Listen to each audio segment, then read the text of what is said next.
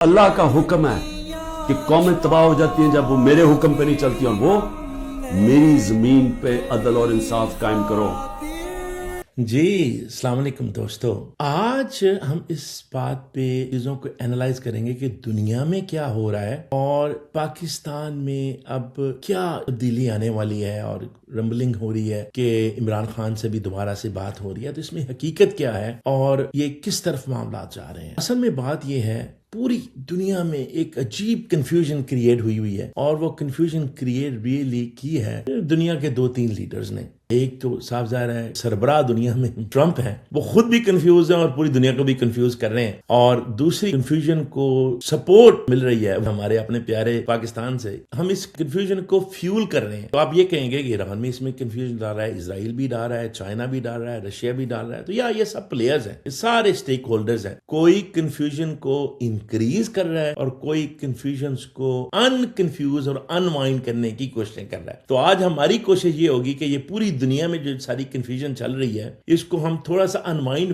بڑا کوئکلی سا کریں اور دیکھیں کہ قرآن ہماری کیسے ہیلپ کرتا ہے اس کو انوائنڈ کرنے میں، اور پھر یہ ہے کہ ہم اس کو Imran Khan, P T I, Pakistan کے لیے کیسے دیکھتے ہیں۔ اللہ قرآن میں کہتا ہے کہ میں تمہارے ایمان کو بار بار مشکلوں سے آزماؤں گا۔ تو بات یہ ہے کہ اب دوبارہ سے ٹرمپ نے جنگ شروع کی، ایران کے ساتھ بامبنگ کی، اور پھر کہا کہ اب دوبارہ ایران جو ہے وہ ہماری منتیں کر رہا ہے اور ہم ڈیل کریں گے۔ تو ہر 2-3 ہفتے کے بعد یہ ایک روٹین بن گئی ہے، تو پھر اس میں وہ ایکٹیویٹ کرتا ہے اپنے ماسٹر مائنڈز کو، اور وہ ماسٹر مائنڈ میں ماشاءاللہ ہمارے اپنے ڈیئر چیف مارشل بھی ہیں، اور وہ بڑی ہیلپ کر رہے ہیں ہمارے ملک، دونوں ملکوں کی، امریکہ کی بھی اور پاکستان کی بھی۔ اور مسئلہ یہ ہے کہ وہ بڑی کنفیوژن میں خود ہیں، کیونکہ ایک طرف ایران ہے، دوسری طرف امریکہ ہے، پھر اسرائیل ہے، سعودی عرب ہے، دوسرے گلف کنٹریز ہیں، اور نہ بھولیں ہماری جو شہد سے میٹھی گہری دوستی ہے چائنا سے، اس کو بھی بیلنس رکھنا ہے، اور آج کل تو ہم رشیا کو بھی ماشاءاللہ بیلنس کرنے کی کوشش کر رہے ہیں، تو دیٹس آل گڈ۔ اور پھر ہمارے سامنے افغانستان اور انڈیا بھی بیٹھا ہوا ہے۔ تو بات یہ ہے کہ ہمارے جرنل وہ کہتے ہیں کہ جی ڈفر ہے، میں اس بات کو نہیں مانتا، اس لیے کہ وہ اپنی طرف سے ساری چیزوں کو دیکھ کے، اور وہ سمجھتے ہیں کہ ہم عقل کل ہیں، اور وہ ساری چیزوں کو بیلنس کرنے کی کوشش کرتے ہیں۔ تو بائی دا وے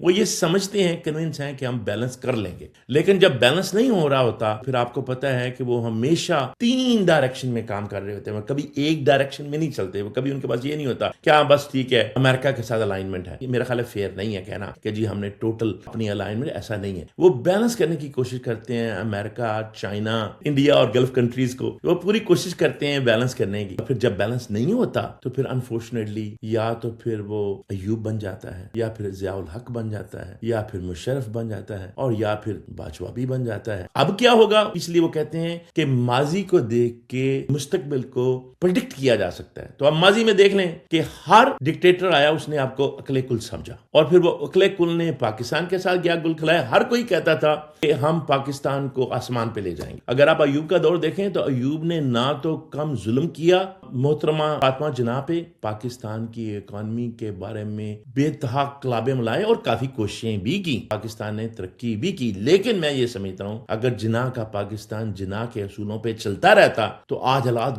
بہت ڈفرنٹ ہوتے، اس سے بھی بہت ڈفرنٹ ہوتے، کیونکہ اس وقت ہماری ایک اسٹریٹجک پوزیشننگ، ایک مومنٹم، ایک موٹیویشن قوم کی، ایک ایمانداری، ایک لگن اور ہی تھی، اور ہماری ایک بہت بڑی عزت تھی، کیونکہ میں نے آتے ہی بڑی اسٹریٹجکلی اپنے آپ کو الائن کیا، اور ہماری ایک دم بڑی گروتھ ہوئی۔ لیکن انفارچونیٹلی جیسے ہی ہم اخلاقی بیرا روی کی طرف چلنے لگے، اور آپ کو پھر پتا ہے کہ میں بار بار کہہ چکا ہوں کہ اخلاقیات اگر مر جائیں یا کمزور ہو جائیں تو اکانومی کبھی ڈیولپ نہیں ہو سکتی۔ اخلاقیات، موریلٹی ڈیولپ اکانومی کبھی ڈیولپ نہیں کرتی موریلٹی کو۔ آپ کتنے بھی ریچسٹ پرسن کو لے آئیں، کیا وہ لوگوں کو مورلی کرپٹ تو کر سکتا ہے، لیکن آپ ان کی اخلاقیت بنا نہیں سکتا۔ رسول اکرم صلی اللہ علیہ وسلم کے پاس کوئی اکانومی تو نہیں تھی، آپ کا تو حال یہ تھا کہ آپ کتنے دن خود جسم پہ پتھر باندھ کے پھرتے تھے، یہ ایک بہت بڑی بات ہے۔ لیکن دیکھ لیں دنیا کی بہترین اکانومی ڈیولپ کی، کیسے ڈیولپ کی دنیا کی بہترین اکانومی؟ اخلاق سے، عدل سے، انصاف سے، مساوات سے۔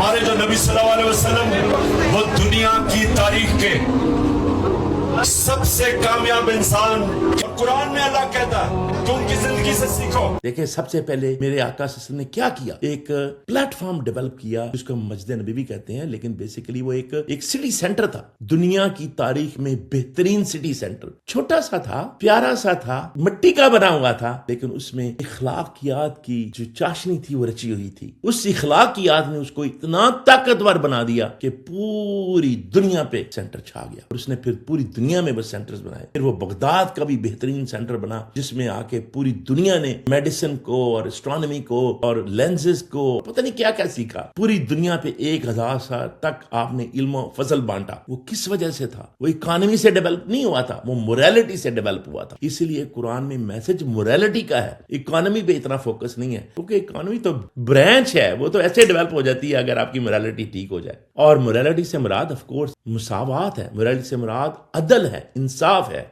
जितने भी पैगंबर आए थे वो हक और सच के लिए आए थे। आइए देखते हैं कि कुरान इसके बारे में क्या कहता है। बाद बिस्मिल्लाहिर्रहमानिर्रहीम, इन्नल्लाह यामुरुकुम अन तुउद्दुल अमानात, अल्लाह तुम्हें हुक्म देता है कि अमानतें लौटा दो। किसकी तरफ? इला अहलिहा, जो उसके अहल है। व इज़ा हकमतुम बैन नास, और अगर तुम लोगों के दरमियान फैसला कराओ, अन तहकमू बिल अदल, और फिर अदल और इंसाफ से फैसला कराओ। क्यों? इसलिए इन्नल्लाह निअमा याइज़ुकुम बिही, ये अल्लाह की बेहतरीन नेमत और नसीहत है। अगर तुम समझो, इंसाफ जो है वो सबसे बेहतरीन नेमत है। इसलिए तो हजरत अली रज़ी अल्लाह अन्हु का कौल है, कुफर की हुकूमत चल जाएगी, नाइंसाफी की हुकूमत नहीं चल सकती। अदल की गैर मौजूदगी जो है ना, वो इखलाकियात को तबाह कर देती है, और अगर आपकी इखलाकियात तबाह हो जाए तो आपकी इकॉनमी कभी नहीं उठ सकती। तो अब देख लें कि ट्रम्प साहब टैक्टिक्स चलाते हैं, और वो ये कहते हैं कि जी अब हम दोबारा डायलॉग को देंगे, और वो फिर यूज करेंगे अपने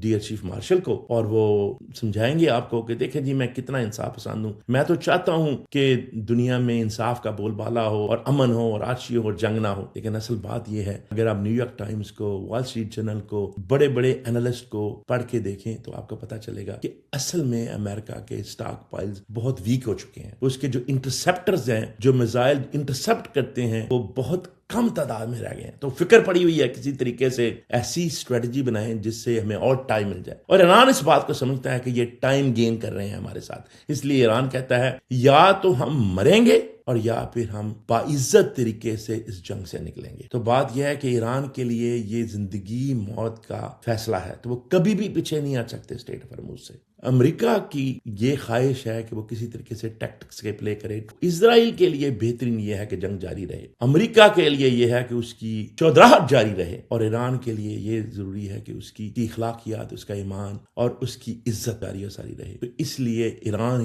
किसी सूरत में इस पे सेटल नहीं कर सकता, और वो पाकिस्तान को टोटली मिलता है, लेकिन अमेरिका अनफॉर्चुनेटली हमारे प्यारे पाकिस्तान को यूज करता है। अब जर्नल्स को ये फिक्र पड़ी हुई है कि उनको नजर आ रहा है कि ये ट्रंप की का दरन तख्ता होने वाला है। वो कोर्डियली तो रखेंगे ट्रंप के साथ, लेकिन अब वो भी ये ढूंढ रहे हैं कि कोई एग्जिट स्ट्रेटजी हमें भी मिले। तो वो कभी सऊदी अरब के साथ प्ले करेंगे, कभी चाइना के साथ प्ले करेंगे, कभी ट्रंप के साथ प्ले करेंगे। इसी वजह से ये मैं ब्रेकिंग न्यूज आपको बता रहा हूं कि दोबारा से वो इमरान खान से डील करने की, वो इमरान खान से इसलिए दोबारा से डील करने की कोशिश कर रहे हैं कि अगर ट्रंप को मार पड़ी इस इलेक्शन में, ट्रंप का डिक्लाइन हुआ, तो हमारा भी धड़न तख्ता होगा, डिक्लाइन होगा, क्योंकि हमने आपको इंटेंगल किया हुआ है ट्रंप के साथ। तो उस इंटेंगलमेंट से बचने का एक ही रास्ता है कि डियर आसिम मुनीर साहब को ये बताया जा रहा है आप अपना बैकअप प्लान को तैयार रखें, और वो कोई और नहीं हो सकता इमरान खान के अलावा। तो वो ये चाह रहे हैं कि इमरान खान से दोबारा कोई ना कोई ऐसी डील हो कि अगर इधर से मार पड़ने लगे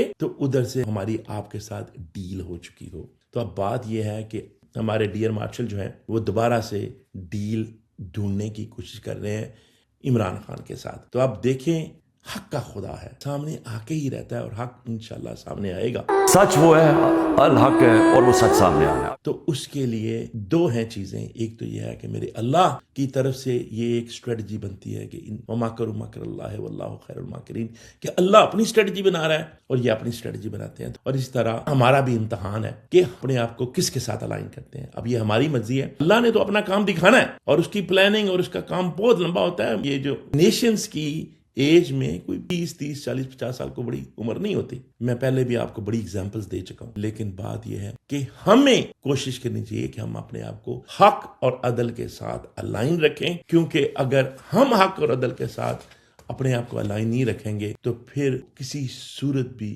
سروائیو نہیں کر سکتے. تو اس لیے ضروری ہے کہ ہر سٹیک ہولڈر اپنے آپ کو انالائز کریں, اور پاکستان کو ضروری ہے کہ وہ اپنے آپ کو انالائز کر کے الائن کریں, اور وہ الائنمنٹ عمران خان کے بغیر کسی کے ساتھ ہو نہیں سکتی. تو انشاءاللہ آپ ٹیون رہیے, ابھی اور دیکھنے کو بہت کچھ ملے گا کہ کیسے اللہ تعالیٰ اپنی رحمتیں دکھاتا ہے, اور کیسے خان باہر آتا ہے, اور کیسے پھر دوبارہ سے انشاءاللہ اس ملک کو آگے لے کے چلتا ہے. لا تقنطوا من رحمت اللہ, اپنے رب کی رحمت سے نا امید کبھی نہ ہو اور کبھی مت گھبرائیں. اللہ تعالیٰ ہمیشہ حق کا ساتھ دیتا ہے. اللہ تعالیٰ آپ سب کا ہمیشہ. پلیز کبھی اپنے اندر مایوسی نہ لے کے آئیں. مایوسی گناہ ہے.